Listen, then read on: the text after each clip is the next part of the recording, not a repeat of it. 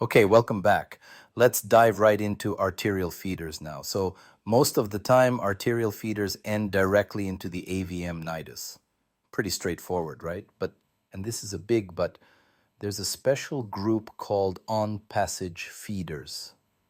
Now, what are on-passage feeders?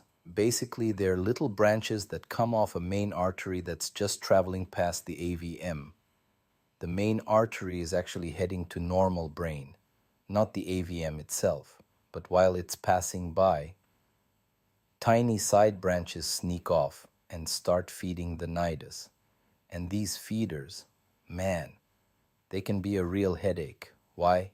Because they're hard to access with your microcatheter.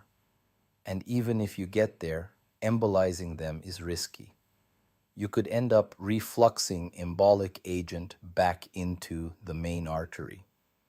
And boom, brain ischemia. And here's the kicker.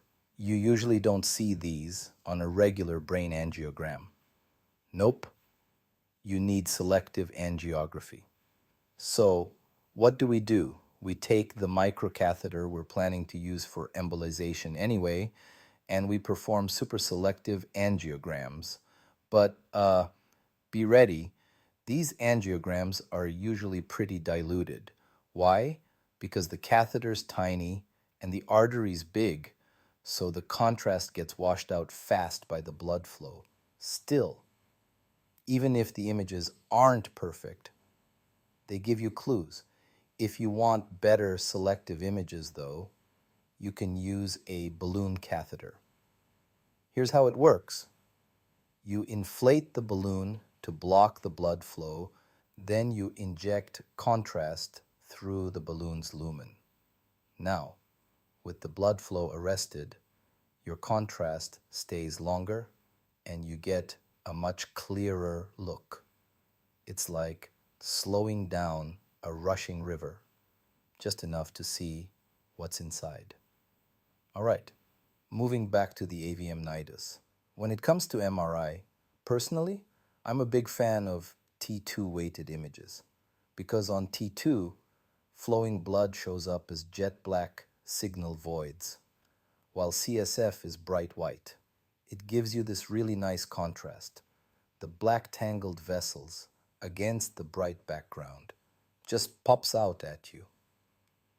And when you find the nidus, the next question is, where exactly is it? Is it MCA territory, ACA, PCA? Because depending on that, you can start classifying your feeders. If the feeder comes from the territory where the nidus sits, it's a direct feeder. If it comes from another territory, usually through collaterals, it's an indirect feeder. Let's say you have an AVM in the parietal lobe supplied mainly by the MCA, but also getting a bit from the ACA.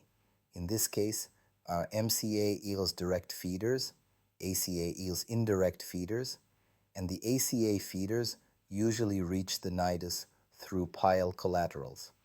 And understanding this is super important when planning your treatment. All right, that's the anatomy part pretty much wrapped up. Next, we'll jump into treatment strategy. Why treating an AVM is kind of like eating an apple. Stay tuned.